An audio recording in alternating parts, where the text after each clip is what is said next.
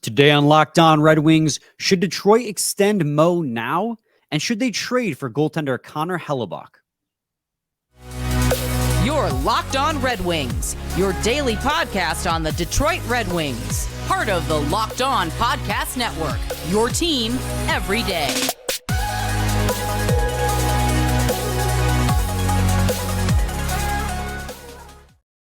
Welcome back to the Locked On Red Wings podcast. We are your hosts, Brian Fisher and Scotty Bentley. I'm a podcast producer for the Daily J, a WWJ news radio podcast.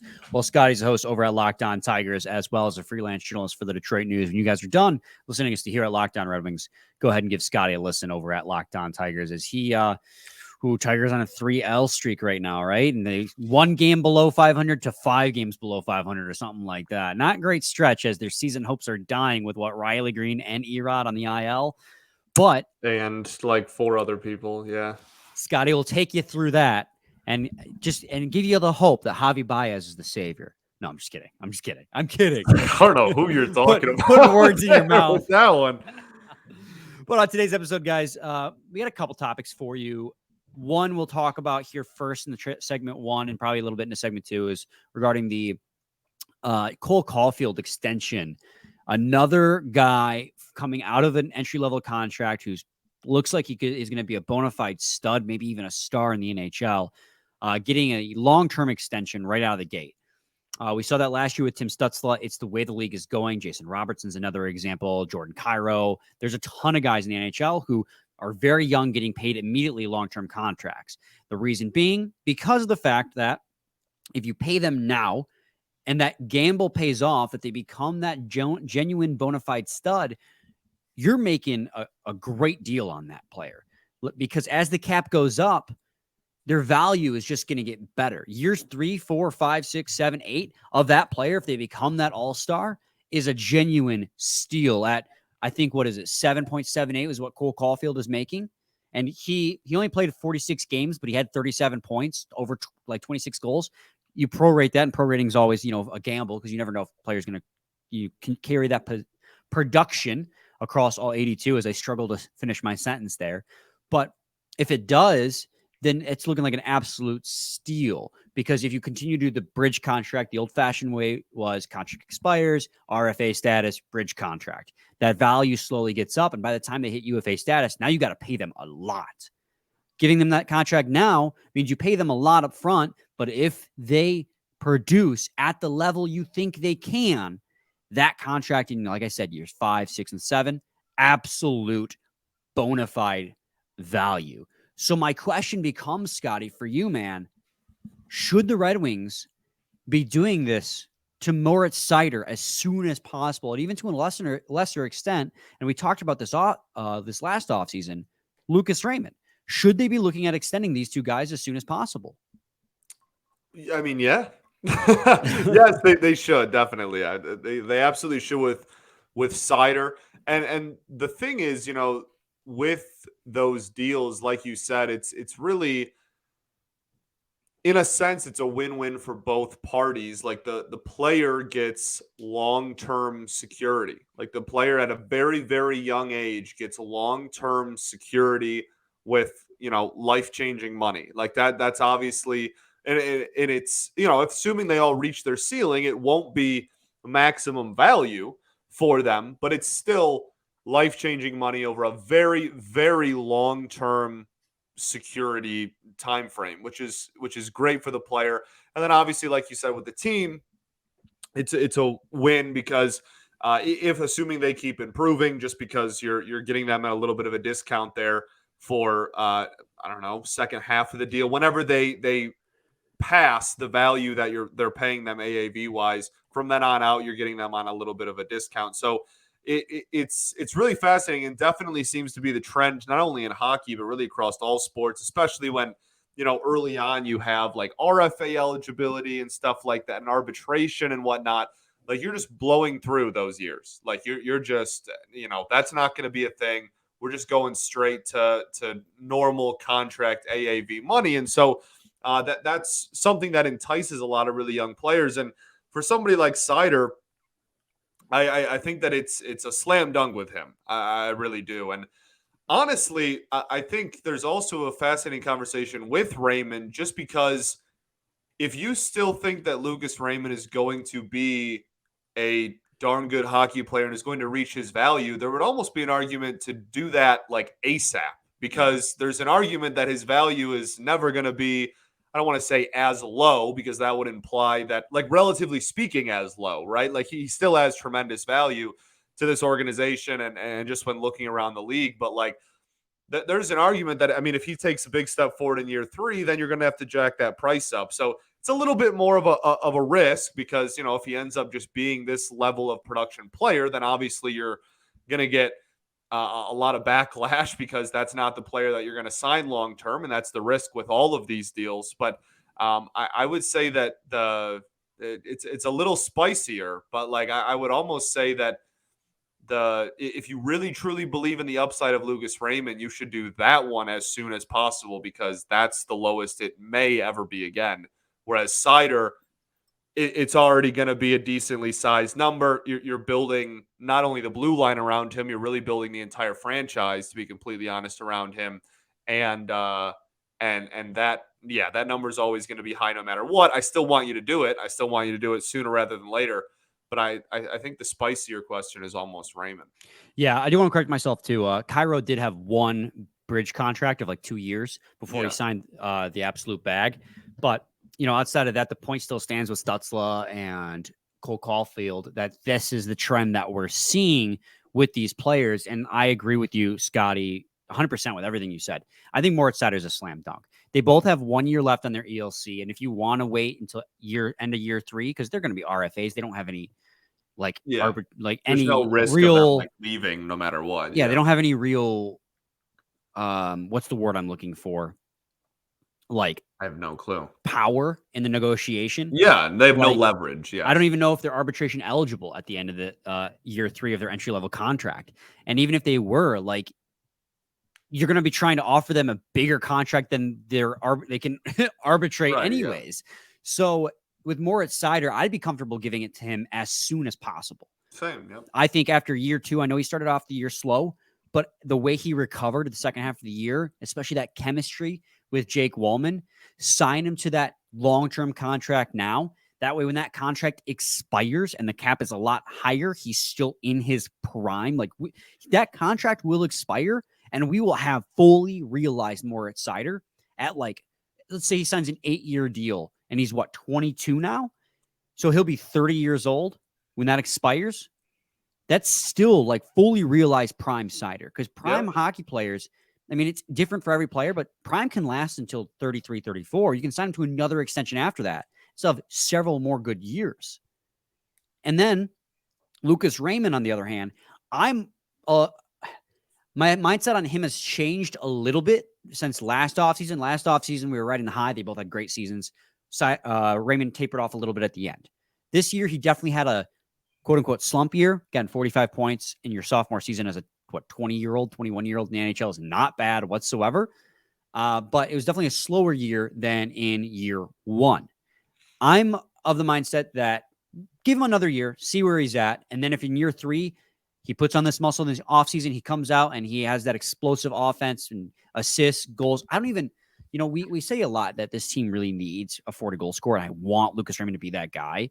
But even if he's like a 25-goal scorer, but he has like 50 to 60 assists this season, like just pure playmaking ability, because he has that hockey IQ. Like, first and foremost, he's a playmaker, not a goal scorer, and that's how he's always been.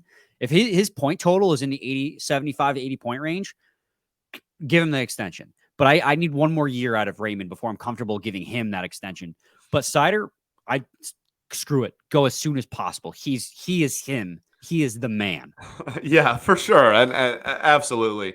That's just why I think the Raymond one is a lot more fascinating, because if you really wanted to maximize value, you would give Raymond, if you wanted to maximize value and you're confident he's still going to turn into what you originally thought, then if you're confident, very confident in both of those things, you would give him a contract immediately, because then you would be thinking that he's only going to get better.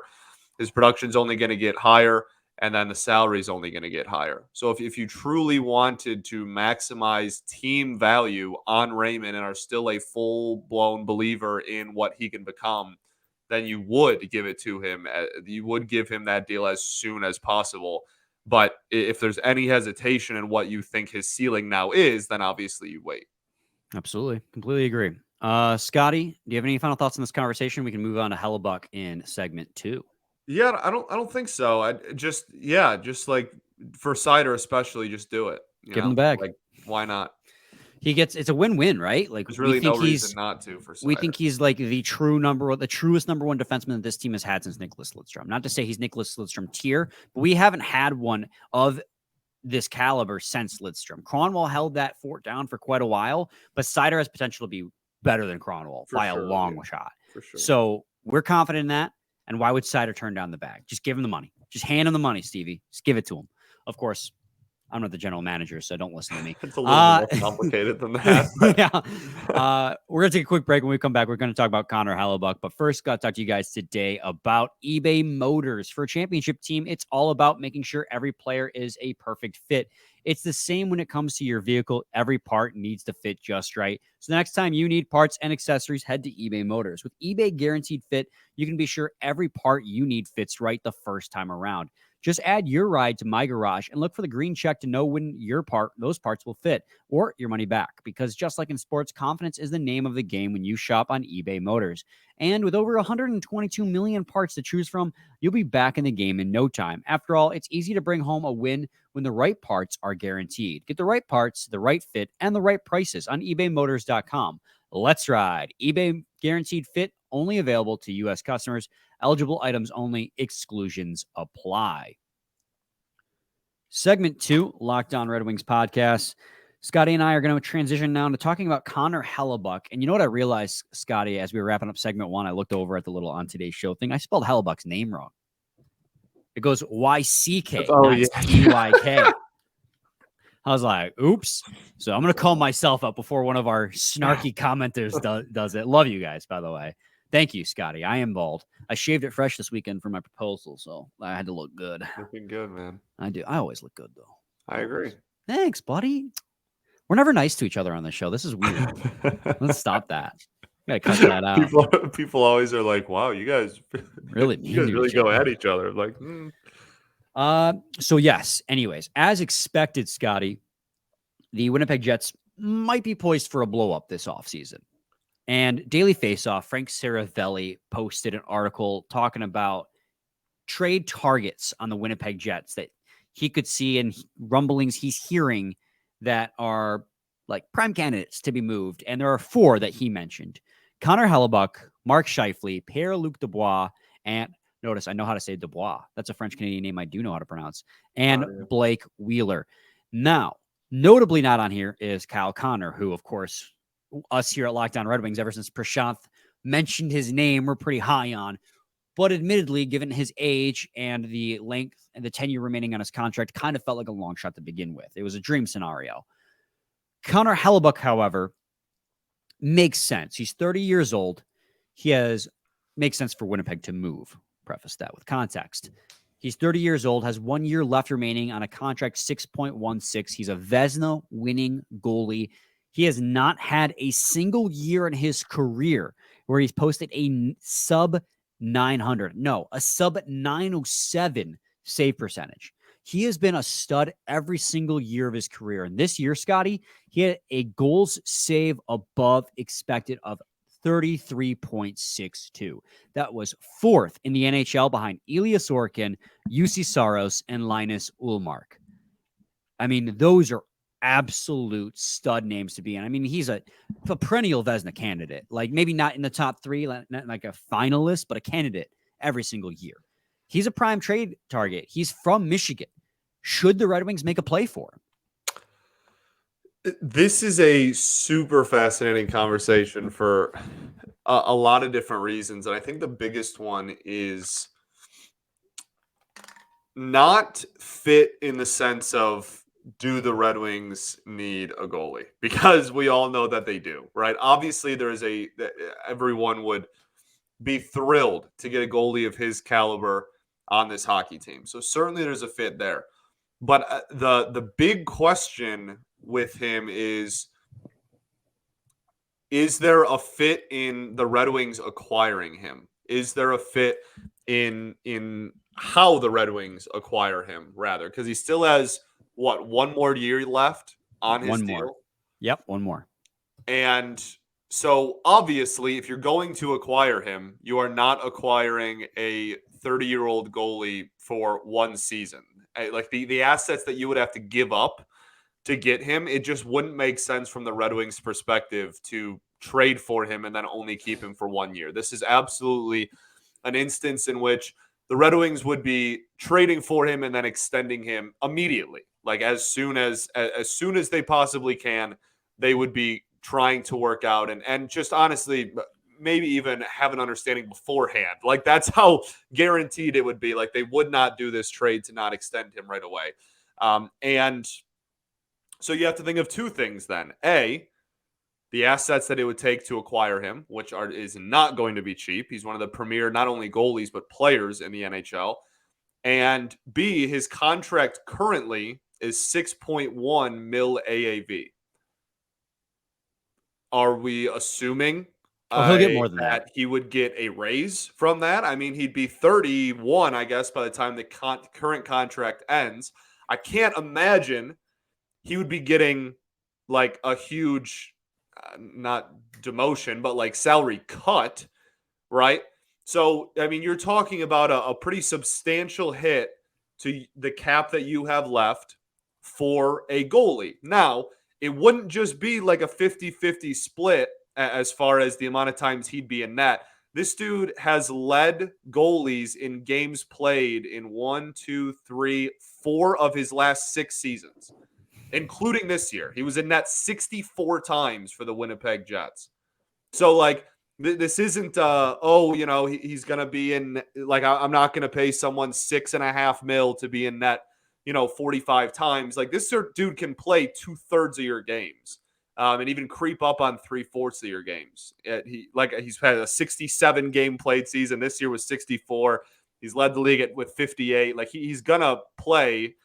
So it's a really fascinating conversation for all those reasons I laid out. Like you're gonna have to pay up financially. You're gonna have to pay up assets wise, but also you're not just getting a split. You're getting a true number one. This dude's gonna be in net for a majority of games. Yes. That is the big distinction, right? Is the price gonna be worth it in the long run? Because you're getting a guy, trying to think of the best way of saying this right now, Scotty. If you told me today, and just on the premise of asking me, do I want Connor Hellebuyck on the Red Wings? Of course, my answer is yes. I mean, this is, like you were saying, one of the most consistent goalies in the NHL. And he's going to give you the most consistent amount of games played in the NHL every single season. He will make the Red Wings better. But to your credit, he will not be cheap. He is going to be an expensive option. And you're not going to acquire him without the knowledge that you're going to give him an extension. We said it on yesterday's episode, Scotty, but in the NHL, it's almost considered like a taboo to give goalies big bags of money. I mean, look at how now it's going to sound like I'm going to sound like a clown right now for saying it at this very moment. But think about how Florida fans have felt about the Sergei Bobrovsky extension or the signing $10 million for as long a tenure as he's got. That has been a really tough pill to swallow more years than not. He's just such a roller coaster, but that's why he's great right now. Right. Fantastic. That's why people don't give big contracts to goalies as far as years go, is because he's not like a one-off case. That's the norm. Like they're goalies, so fickle. Yeah, goalies have such a tendency to be great one year and bad the next, and really go up and down constantly. So it's like that is exactly why. Like I don't think it sounds weird at all. Like that, this is a prime example. He has the ability to be a 10 million AAV goalie. We're seeing it right now, but he also has the ability to put up a sub 900, which we've seen. Like Bobrovsky, yes, not even like just once. Like it was a huge deal, obviously, and it's something that multiple teams he's been on have like done everything in their power just to offload him at times. Like, but in the same vein, X doesn't equal Y. You like just because this happened to Bobrovsky absolutely doesn't mean it's going to happen. This is to do with a .916 career save percentage. That again, in his games played in his career, 64, 66, 45 bubble year, 58, 63, 67, 56. That's literally every year since his rookie year games played. And every single one of those years, he's had a save percentage of 907 or better. Yeah, career 916, and it's not like an inconsistent 916. It's every single year from really between 910 and 924 pretty much every year. You know, the Red Wings didn't have last year a goalie above 900 save percentage. So and certainly, I mean, just didn't have anyone in really viable in that after the new year. So if you ask yourself the question, Scotty, am I willing to pay him the money after acquiring him through a trade? And the answer to that is yes. Okay, good. Now we've passed step 2. Step 1 is, do you want him? Obviously, yes. Step 2 is, are you willing to pay him? Because that's going to be a lot of your cap hit. Pay him. Now we have to find out if we're willing to pay him and pay the Winnipeg Jets the assets. Yes, and we're going to talk about that, Scotty, in segment 3. So stay tuned to Locked On Red Wings. Segment 3, Locked On Red Wings podcast. Scotty and I are talking about a trade for Connor Hellebuyck. One other thing regarding the salary cap. You pay him $10 million, so to speak. You give him Sergei Bobrovsky money. That's $10 million you can no longer pay other members of your team. Again, you compare it to the Bobrovsky. Some seasons it hasn't worked out. Some seasons it works out great. Like they're in the Stanley Cup final this year. So right now it doesn't really look like a great comparison when you're trying to use that as a point against paying him the big bucks. And he's also been far more consistent across his career. But if you say yes to both those things, which I think you could convince me on just based on his consistency alone. I know goalies, of course, are super fickle. He could fall off at any moment, but he hasn't shown that he's prone to doing that. So I would have more faith in Hellebuyck staying consistent than any other goalie you would give that money to. So if you're on the premise that you'd say yes to getting him, yes to acquiring him, and then yes to paying him the contract extension, now we're on the, would you say yes to what you'd have to give up to get him? And Scotty, I saw a mock trade from a Winnipeg journalist, a media person from that area. And right now I cannot quite recall who it's from. So you're going to have to take it on faith that I saw this. But I remember exactly what the trade was. And it was Ville Husso. Okay. Goalie for goalie. The 9th overall pick. Okay, we got lots of picks. But then Marco Kasper on top of that. Because remember, the Winnipeg Jets are going to want NHL-ready players off the bat because they're not looking for a full rebuild. They're looking for like a revamp, a retool. Are you willing to trade Husso, your 9th overall pick, and Marco Kasper for a goalie, which does fill a need, but does that fix the Red Wings? Yeah, I'm kind of scrapping this entire thing and starting over. Like I and it's not to say that like the value itself is like too far off, but this is just, I don't think this in general makes too much sense for the Red Wings to do. I don't think they're in a hurry to get rid of Kasper for starters. That's a really, really tough sell for again a great goalie, but albeit a 30-year-old goalie. And then I think the other part of that like really under the radar kind of scratched my head was throwing Husso in there. That may make sense for the Jets to do. I don't think that makes a lick of sense for the Red Wings to do. And that's, again, not to say that you wouldn't be acquiring the dude who's going to be in net for 55 plus games. But you are still then in a very similar, not close to the same, not calling Husso somebody who's going to give a 916 over 60 games, but you're in a similar situation again where then you still need to go out and find another goalie. Like I think with what you are currently, where the organization currently stands with Husso contract wise and all that, I don't think they would just, okay, we're going to pay all this money and get rid of all these assets and then still have to go out and sign a backup goalie at the end of all this. Like I feel like that doesn't make too much sense from the Red Wings perspective either. But 9, I think is a great starting point. I think that pretty much has to be involved. And then like certainly some darn good prospects, if not more first round draft assets either this year or down the road. Yeah, so it was the Winnipeg Sun that had proposed this trade. I just looked it up to double check because I'd forgotten when we were was about to propose it. But yes, I'm in agreement. I think you're giving up too much to fix a problem that isn't your biggest issue right now. It is an issue, but your number one issue right now is if I were to rank them 1 through 3, it would be you need a goal scorer, like a bona fide goal scorer. You need more right-handed defensemen or just right defensemen. They don't have to be right-handed, but somebody who plays the right side naturally. And then you also need goaltending. That's 3 on my list.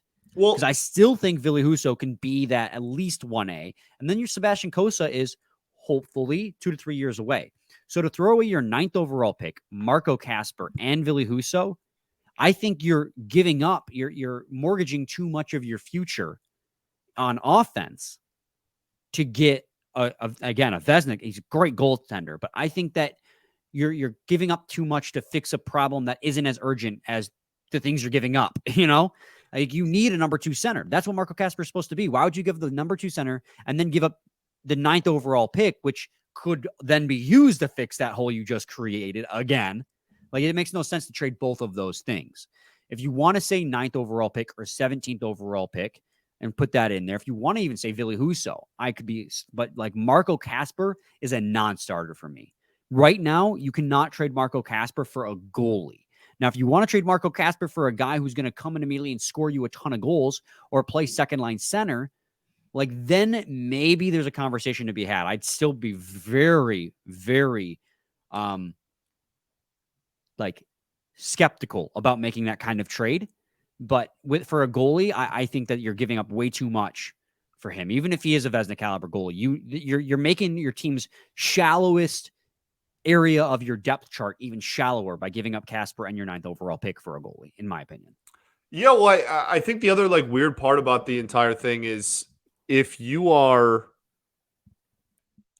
so like when looking at goalie and looking at what goal the what you are trying to improve in between the net, it's not necessarily that you need a bona fide number 1 like top end goalie in the NHL. Like that's not necessarily what you're looking for right now. You know what I mean? Like you want to improve in that, and you definitely need someone else that plays goalie to go alongside Husso, but that it almost seems like you're upgrading and you're up. I don't want to say way more than you need to, because again, like that would be an incredible get. And if the price is right, obviously everyone is going to welcome that addition. But like you're currently looking for someone. It would just be a lot of assets to bring in a player that, while it does fill a hole, it's I'm having a hard time wording clearly what I'm trying to say, but it's you're addressing it, which is great, but you're overpaying to address it to an extreme. Yes. That's what I'm that's trying perfect. to say. I think that is the perfect way of putting it. You're paying a lot of money and a lot of assets to address a need to a super extreme, which again is not necessarily the worst thing in the world, and everyone would love it. But also, if you use those assets that you have, don't go and make this trade, and instead go get a really solid 1B caliber goalie and then use the leftover assets to then go address goal scoring, I think that might be a better use of assets. I guess that's kind of my main point is you're over addressing a need for a lot of assets when you could kind of spread around what you do have a little bit better and maybe fill more holes at the end of the offseason. Here's the other question too. Like, and we're running out of time here, but this is something we haven't addressed. What do you do with Sebastian Cossa if you acquire Connor Hellebuyck? Well, I don't really know if that's too much of a thing. Well, because like you drafted him first round. Like, you just saying that we're throwing that pick away, or are you still stashing him saying like how can he be your goalie of the future if you're trading for and then long-term extending another goalie? Because he's a decade younger. I understand that. And like, maybe you could have like what the Florida Panthers are doing. Again, bring up the Panthers again as another He can be comparable. Hellebuyck's number 2 for like a year or two and then take over. I mean, like I wouldn't be as worried about that. I mean, he's still years away from the NHL regardless, and Hellebuyck's already 30. Like I wouldn't be too pressed about that, but just it just feels like a lot of like pushing everything way, like chips all in one basket, like to a huge extreme, and kind of handicapping you from addressing other areas that you need to address. Yeah. Just so that you can overcompensate for the hole you have at 1B goaltender. Yeah, that's perfect. I mean, this team has other more pressing needs, and on surface level, absolutely, I want Hellebuyck on the Red Wings. For sure. But it would have to be a perfect scenario where you're not tying yourself to too much money to him on an extension, and you're not giving up too much in a trade to acquire him. And I just don't know if that's possible. So while on the surface level, the answer is, of course, I don't know if it's possible. The Red Wings could do it. They have the draft space and the capital to do it. Or not the draft space, the cap space and the capital to do it. But I don't know if it's the right decision to make for this Detroit Red Wings team. And in fact, Matt Larkin of Daily Faceoff posted an article today of top 5 destinations for Connor Hellebuyck, and the Red Wings weren't one of them. So Connor Hellebuyck, I feel like, is going to be a goalie that's going to go to a team that is ready to compete now, like the New Jersey Devils, who need that bona fide Vezina goalie. Right. So yeah, I would love him, but I don't know if it makes the most sense to tough acquire to him line at this up. stage. It's not tough to line up for Winnipeg. It's tough to line up for Detroit. Yeah. So, all right, Scotty, it's crazy to say that we'd say no, like not no, but like it seems unlikely.